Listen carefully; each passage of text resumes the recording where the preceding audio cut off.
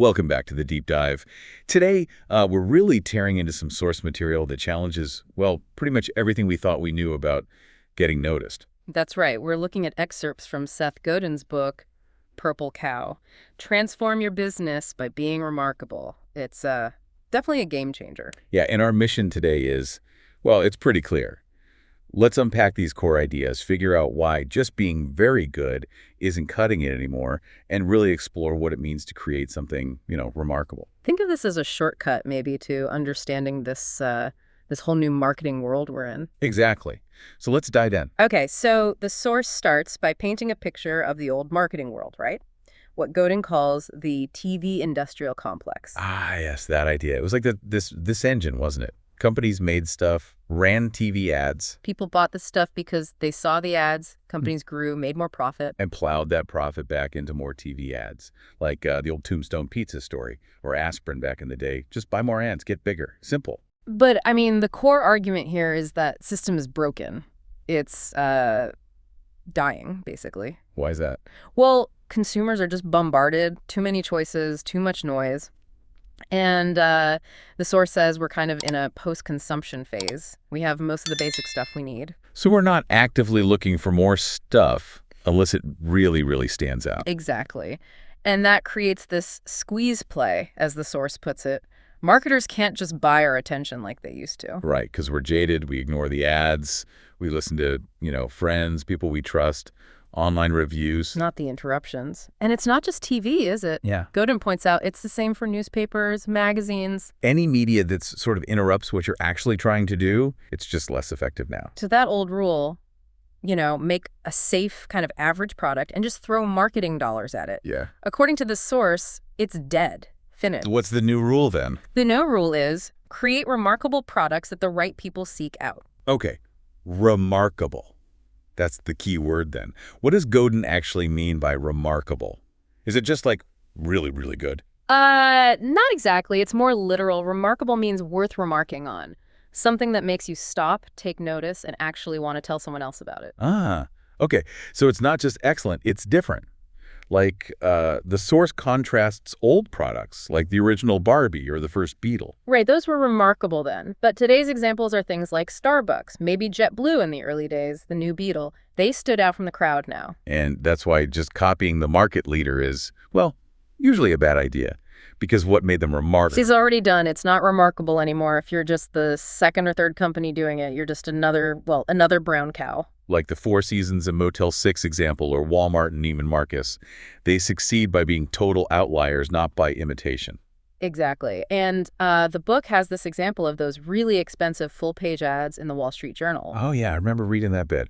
Big budget, totally safe, committee approved. And completely forgettable. People couldn't even remember the company names minutes later. So awareness isn't the point. That feels counterintuitive. Well, awareness that doesn't lead to action or conversation is useless, according to the source. If people see it but don't care enough to do anything or tell anyone, what good did it do?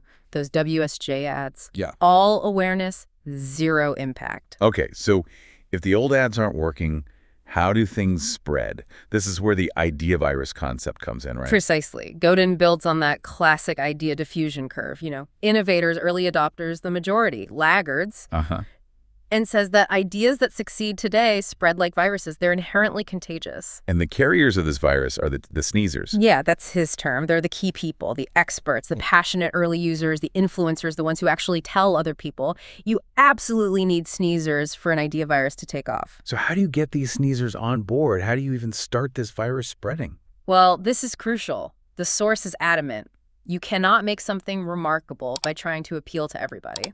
Really? Why not aim big? Because the everybody market is already full of safe, average products. Trying to please everyone means you sand off all the interesting edges. You end up with something for nobody in particular. So the answer is to go smaller. Target a niche. Exactly. Focus on a specific group. But why does smaller lead to bigger spread eventually? Because in that niche, the early adopters are like way more enthusiastic. The sneezers are more connected within that group, and it's just easier for a few passionate people to create that initial buzz and word of mouth. Okay, yeah, that makes sense. Like the digital camera example. Yeah. They didn't aim at everyone at first. No way. They went for the gadget lovers, the tech folks. Those people became the sneezers and pushed it out to the rest of us. Or ZIP+4 from the post office. That wasn't for you and me initially. Right. It was for big mailers, people who cared about speed and cost. Or Krispy Kreme, they focused intensely on the donut maniacs, built up that cult following first. So this whole idea virus thing, it sounds a bit like luck, doesn't it? Like catching lightning in a bottle. Well, that's a common thought. But the source really pushes back on that. Godin argues that most truly successful viral products are engineered to be that way. Right from the start, it's not an accident. Engineered. So marketing isn't just the wrapping paper you put on at the end. Not in this new world, no. Marketing is the design. It's about baking the remarkability into the product or service itself. That quote from David Packard fits perfectly. Marketing is too important to be left to the marketing department. It has to be core to the whole thing. Absolutely. So what are some examples then from the source of engineering this remarkability? Well, he mentions Otis elevators, where they changed how people use elevators to make the system dramatically better. Or Dutch Boy completely changing the paint can. The paint can, right. Or Apple Care, making the super fast repair a core part of the promise. It wasn't just advertising, it was the offering. And then there are companies that kind of cheat the system by designing their whole business model to be remarkable. Exactly, like JetBlue using those less busy airports and having a different cost structure, which let them offer a better experience for less initially. Or Starbucks basically inventing that whole coffee bar scene. Yeah, or Amazon starting with huge selection, then adding free shipping. Ducati focusing only on high-performance bikes. HBO going all in on original shows when others weren't. Google avoiding the messy portal mistakes. Even Wendy's being more flexible than McDonald's back in the day. It's all about building in that difference, not just talking about it. And that loops right back to targeting those niches, right? Not trying to be for everyone. Right. You mentioned that bank example where a tiny fraction of users generated most of the deposits. Yeah, 10% of users, 70% of deposits. Your best customers often aren't the average ones. They're the passionate minority. And you see companies really leaning into that, like that hotel for rock and roll fans. The Phoenix Hotel, yeah. Yeah. Or the publicist who only works with plastic surgeons.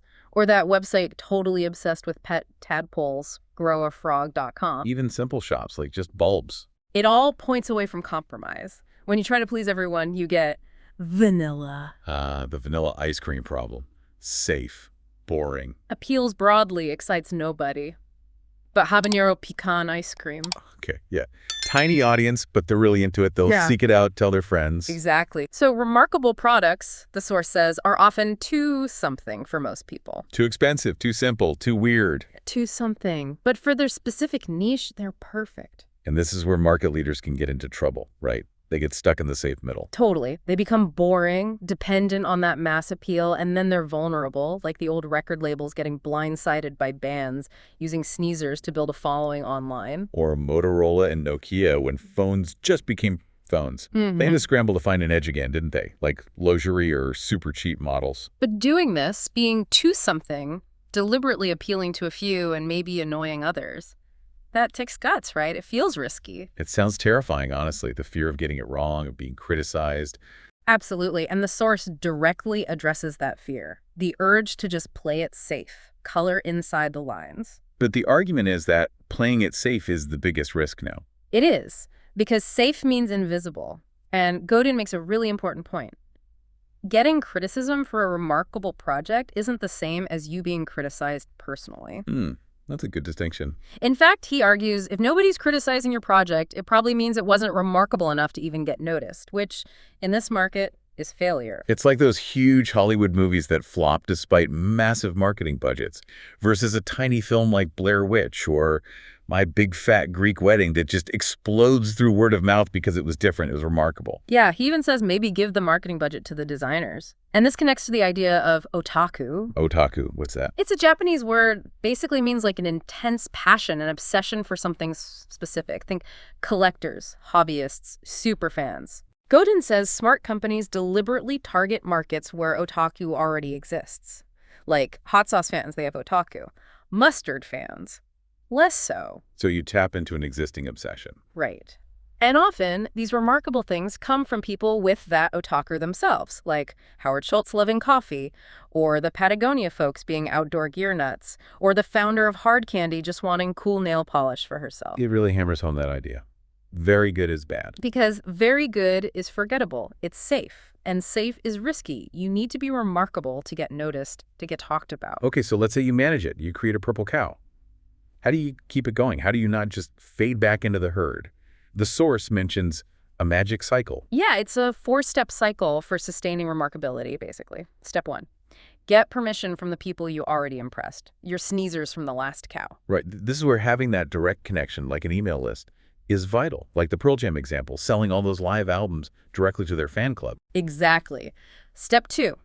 You work with those sneezers, leverage their trust to help your next remarkable idea get traction to cross that chasm. Okay. Step 3. Step 3 is you milk the current cow. Once it's successful and profitable, you manage it efficiently, maybe with a separate team, understanding that its remarkable edge will likely fade over time as competitors catch up. It becomes more of a commodity. Right. Maximize the profit while it lasts. And step 4, you take those profits and reinvest. You experiment, you try new things, you accept some will fail, and you aim to launch another purple cow, often for that same audience that trusts you. You can't just rest on your laurels. It keeps coming back to marketing being part of the core, doesn't it? Not just an add-on. Absolutely. The companies that pull this off consistently, they're either run by marketers or marketing thinking is just deeply embedded in how they develop everything. The source used Stu Leonard's as a kind of cautionary tale here, right? Yeah, the father created this incredibly remarkable experience, the petting zoo, the animatronics, the customer service rock. Yeah. A true legend. But the argument is the son is now kind of milking that original cow, focusing more on profit and broader appeal, maybe becoming a bit more ordinary, losing that edge that attracted the original sneezers. It shows how tempting it is to slide back to the safe middle. Okay, so let's try and boil this down. If you're listening to this, what are the real practical takeaways? What can you actually do based on this source material? Well, the core principles are pretty clear, right? Don't be boring, safe is risky, design rules, very good is bad. But practically. Yeah, like what actions? The source suggests things like actually measuring what's working, not just guessing, like Zara changing clothes based on real-time sales data. Or aggressive prototyping. Yeah. Like concept cars. Exactly. Trying things out constantly to see what gets a reaction from your target audience, the real enthusiasts, and actively look for things that are just not done in your field. And then do them. And then consider doing them, like JetBlue's different dress code idea early on, or a plastic surgeon offering gift certificates that was unusual, or Stu Leonard's letting people pick their own strawberries, doubling sales. Just asking why not more often. Challenging the status quo, the fear. Pretty much. The source argues most reasons we don't do things are just fear or habit. And maybe think small first.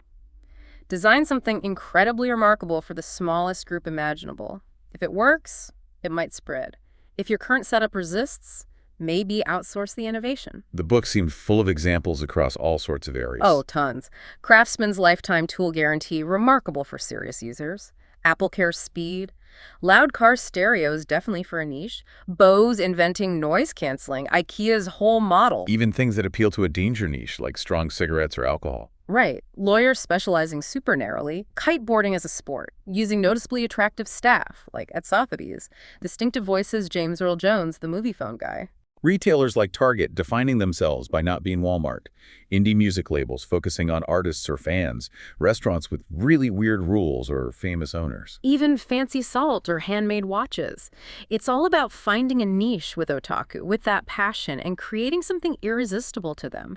That small group of easily reached sneezers is the starting point.